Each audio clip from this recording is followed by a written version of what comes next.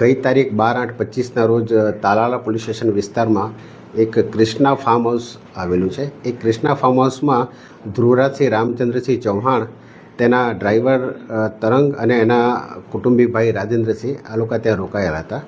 અને એ લોકો ગઈકાલે આશરે 11:30ની આસપાસ સોમનાથ મંદિર દર્શન કરવા માટે જવા માટે નીકળ્યા. એટલે એ લોકો ચિત્રોડ ફાટક તરફ આગળ વધી રહ્યા હતા. એ અરસામાં સામેથી એક બ્લેક કલરની એક ફોર્ચ્યુનર ગાડી, જે નંબર પ્લેટ વગરની હતી, એ આવી અને સીધી આ લોકોની ગાડીમાં, આમની જે કિયા ગાડીમાં આગળના ભાગેથી જોરદાર ટક્કર મારી. તેમજ ટક્કર વાગતા આ જે ધ્રુવરાજસિંહ છે પોતે જ ગાડી ચલાવતા હતા, એમણે એનાથી બચવા માટે ગાડી પાછળ લીધી. તો પાછળથી એક ક્રેટા બ્લેક કલરની હતી, એણે પણ પાછળથી ટક્કર મારી.